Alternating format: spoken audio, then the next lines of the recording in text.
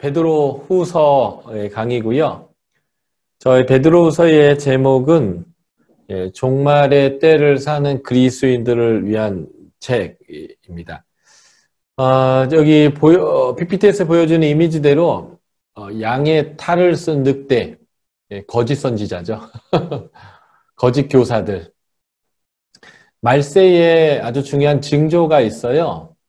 마태복음 24장, 마가복음 13장, 누가복음 21장, 예수님의 복음서의 가르침에 보면 마지막 때에는 처체의 기근과 전쟁과 난리의 소문이 있고 공권력에 의한 박해가 있을 것인데, 이러한 것 외에 내부적으로 어려움이 생기는데, 그게 뭐냐면 내가 그러라 하면서 거짓 선지자들, 거짓 메시아들이 나타나서 사람들을 미혹할 거라고 하는 거죠.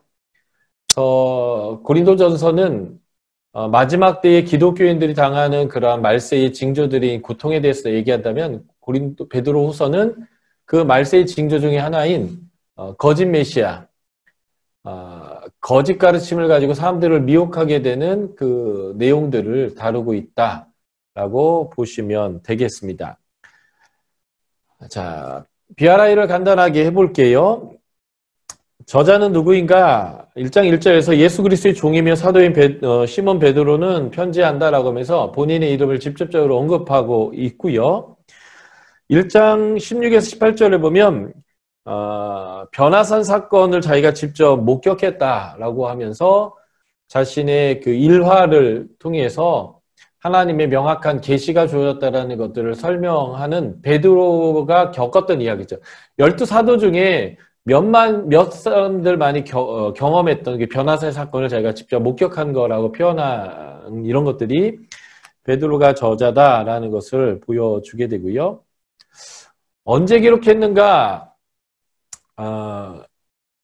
보니까 1장 13절부터 15절에 봤더니 자신의 그 몸을 이제 장막이라고 표현하면서 14절에 나도 나의 장막을 벗어날 것이 임박했다라고 얘기하면서 본인이 곧 죽을 것에 대해서 예상하고 있습니다.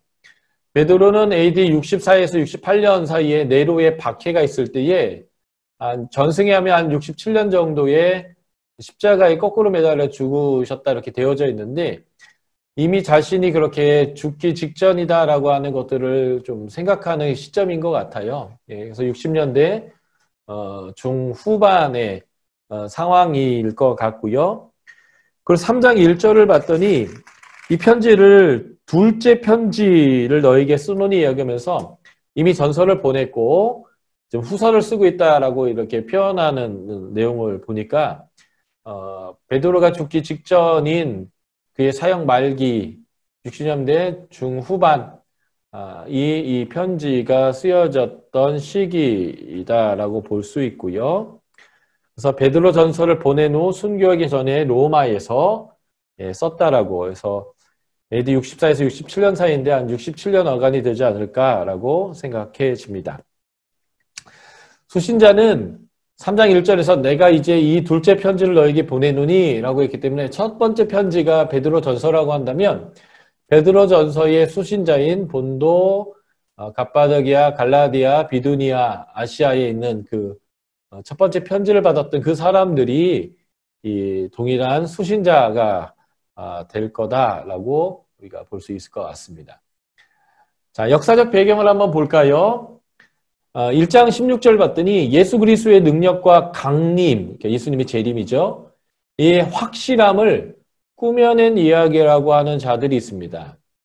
그리고 1장 20절과 3장 16절을 봤더니요. 성경의 예언을 자기 마음대로 해석하는 자들이 있어요. 종말은 없다라든지 예수의 재림은 이미 이루어졌다라고 하든지 뭐 이런 식의 거짓말들을 하는 사람들이죠. 2장 1에서 3절 봤더니 그 거짓 선생들이 교회 안에 이미 들어와 있습니다. 2장 1절 볼까요? 그러나 백성 가운데 또한 거짓 선지자들이 일어났나니 이와 같이 너희 중에도 거짓 선생들이 있으리라. 이들이 멸망할 이단을 가만히 끌어들여 자기들을 사신 줄을 부인하고 임박한 멸망을 스스로 취하는 자들이다. 그래서 예수 그리스도를 부인하는 사람들이고요. 3장 4절에 봤더니 주의 강림에 대해서 조롱하고 주의 약속을 의심케 하는 사람들이고요. 3장 17절 봤더니 무법자들이 속임으로 성도들의 믿음을 잃게 하는 일이 이제 일어난다라고 이제 표현하면서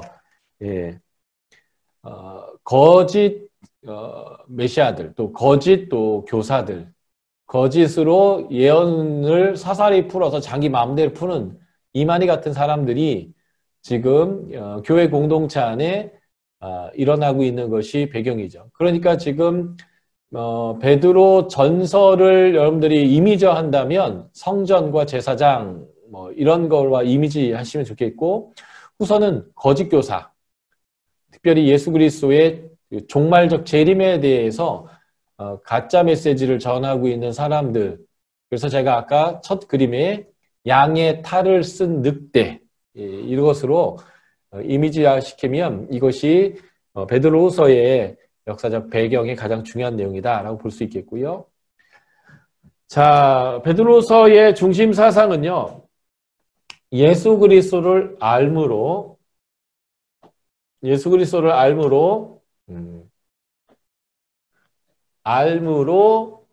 성숙하는, 자라가는 것과 연관되어 있는데, 역사적 배경이 거짓 교사들의 미혹이잖아요. 그러니까 예수 그리스도를 알므로 성숙되어 가면 어떤 결과가 오냐면 이런 미혹에 빠지지 않게 되는 거죠. 예. 그래서 예수 그리스도를 계속 알아가는 데서 자라야 하는데요. 첫 번째 이유는 미혹되지 않는 거고요. 두 번째는 계속적으로 성숙되어져 가는 것. 그래서 이 빨간 세 단어가 이 키워드가 되겠습니다. 안다, 그래서 성숙되어진다, 미혹되지 않는다. 이게 이제 중심 사상이 되겠고요. 쓰여진 이유는 무엇일까요? 예수를 알므로 아는 것으로 성숙한 그리스도인으로 자라가도록 신의 성품에 참여하도록 주의 날을 예비하는 것이고요. 두 번째는 거짓 교사들, 거짓 선생들을 경계하고 그들의 가르침에 미혹되지 말고 믿음을 계속 지키도록 하는 것. 이게 아주 중요한 메시지가 되겠다라는 거죠. 심플해요. 베드로 후서는. 자라가야 되고 미혹되지 않으려면 예수 그리스도를 알아가는 것을 힘써야 된다라고 하는 것입니다. 자, 구조를 한번 볼까요?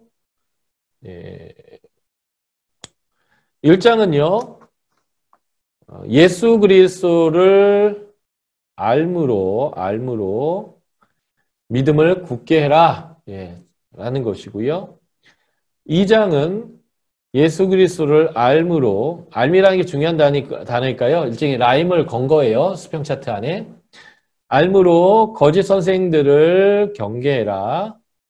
3장은 예수 그리스도를 아는 자들은 주님이 오실 건데, 이 거짓 선생들이 거짓 가르침이 이 종말에 대한 가르침이거든요. 예수님의 강림에 대해서. 그래서 3장에서는 예수 그리스도를 알므로 제대로 된 종말에 대한 준비, 주의 날을 예비하는 거죠. 2장은 경계, 3장은 예비. 1장은 알므로 굳게 선 것. 이렇게 일종의 이제 수평 차트의 요령인데 라임을 걸면 기억하기 좋아요. 알므로 시리즈죠. 알므로 믿음을 굳게 하고, 알므로 거짓 가르침을 경계하고, 알므로 주의 날을 예배해라. 그러면 이제 알므로 굳게 한다, 알므로 경계한다, 알므로 예배한다. 기억하기도 좋겠죠. 이런 식으로 수평차를 만드시면 좋을 것 같습니다. 자, 베드로 후서의 구조가 교차대꾸의 형태로 되어져 있는데요. 이것을 좀 더 자세히 볼게요. 자, 교차대꾸가 뭔지 아시죠? A와 A, 대꾸를 이루고 B와 B가 대꾸를 이루고 이 C 부분이 핵심의 메시지가 되는데 이 C 부분이 거짓 선지자들을 그리거든요. 그러니까 2장인데 거짓 교사,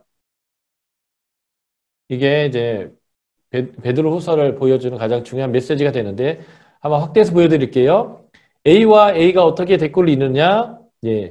예수 그리스도를 알므로 자라가는 것. 예, 믿음은 결국 예수를 아는 것이다라는 개념인데 이 마지막 3장 18절에 보면 예수 그리스도의 은혜와 그를 아는 지식에서 자라가라. 그래서 예수를 알아서 자라가는 내용이 맨 앞과 맨 뒤를 연결하고 있죠. 그래서 베드로 후서에 인클로즈 여기 시작부터 끝은 예수 그리스도를 아는 것, 예수 그리스도에서 자라가는 것을 기본 전제로 이제 하고 있고요.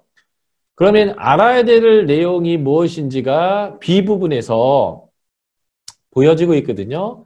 가르침인데요. 가르침. 이 가르침에 대한 내용의 1번에 보면 이미 알고 있는 것을 생각나게 하는 거다. 또 3장 1절 보면 이 두 편지로 너희의 진실한 마음을 일깨워 생각나가고 기억하게 하는 거다. 이미 너희는 안다는 거예요. 예. 아는 얘기하는 거다. 예. 모르는 거 아니야. 이렇게 얘기하고요. 두 번째, 성경의 예언의 내용을 하는데 그게 뭐냐면 예수 그리스도의 강림과 능력과 강림이에요. 예수의 강림한다는 약속이죠. 그러니까 예수님의 재림에 대한 예언들이 있는데 다시 말해서 거짓 가르침이 바로 예수님의 강림과 재림에 대한 잘못된 가르침이다라는 것을 보여주는 거고요. 그 예언이 3번이 확실하다라는 거예요. 그 확실함을 이 전반부 1장 16에서 28절은 자신의 경험, 변화산의 경험을 통해서 그리고 성령님의 감동받은 사람들이 하나님께 받아서 말한 예언이다라고 얘기하는 것이죠. 이 B- 부분에 보면 선지자들이 예언한 말씀과 사도들로 말미암아 명한 거다라고 얘기하고요. 바울도 그 지혜들 너에게 이같이 말했다라고 해서 예언은 확실한 거다. 이 내용은 확실하다라는 이제 예언의 확실성과 요 4번은 그런데 거짓 교사들 그들이 성경의 모든 예언을 자기 마음대로 푼다는 거예요. 사사로이 자기 심령에 따라. 무식한 자들은 굳세지 못한 자들이 무색한 자들과 굳세지 못한 자들이 다른 성경과 같이 억지로 풀려다가 멸망한다라고 하면서 지금 거짓 교사들이 바로 이 억지로 풀고 있는 모습들을 얘기하고요. 이런 내용들이 겹쳐 있죠. 그래서 이게 교차됐고 돼 있는 거예요. 그래서 거짓 교사들이 억지로 푸는데 그렇게 풀면 안 된다. 그런데 이 예언은 명확한 거고 확실한 거다. 그 내용은 예수 그리스도의 강림, 재림에 대한 거다. 너희가 모르는 얘기가 아니라 아는 얘기 내가 하는 건데 굳게 하는 거다. 이렇게 표현하고 있고요. 정중앙이 이제 거짓 교사들이에요. 그래서 그 거짓 교사들의 특징이 뭔지를 설명하고 그들은 어떤 운명에 처하게 되는지를 보여주는 거죠. 이 특징을 가지고 거짓 교사들을 구별해낼 수 있고요. 그리고 그들의 최후, 결국 멸망하는데 그들의 최후를 보면서 그들을 따르면 안 되는구나. 이런 것을 이제 깨닫게 하는 메시지가 여기에 있는 거죠. 그래서 이 구조로 봤더니 결국 베드로 후서의 핵심 메시지는 거짓 교사들에게 미혹되지 말아야 되는 거예요. 미혹되지 않으려면 알아야 하는 거죠. 우리가 잘 아는 이야기인데 달러가 위조화폐가 많잖아요. 그래서 달러를 위조인지 아닌지를 감별할 때 기계를 사용할 수도 있지만 사람이 감별하기도 하는데 사람이 감별할 때 그 훈련하는 방법이 있다는 거죠. 그게 무엇이에요? 무엇이 잘못됐는지 무엇이 틀렸는지를 설명하는 게 아니라 진패, 진짜를 계속 보고 만져보고 분석함을 통해서 진짜와 다르구나라는 걸 알도록 한다라는 거에서 가짜를 공부하는 게 아니라 진짜를 공부하는 겁니다. 그래서 이단이 어떤지를 따로 공부하는 것도 중요하지만 성경을 정확하게 알면 이단을 구분할 수 있는 거예요. 그래서 알므로 미혹되지 않는 겁니다. 근데 그 알의 방향은 이단이 어떻다라는 것을 아는 게 아니라 내가 이미 너에게 확실하게 준 얘기들, 이미 너희가 아는 얘기들, 예수 그리스도에 대해서 알면 이단에 미혹되지 않는 거다라는 것이 아주 중요한 논지가 되겠죠. 자, 세그원 1장입니다. 예수 그리스도를 알므로 믿음을 굳게 하라라고 하는 것인데요.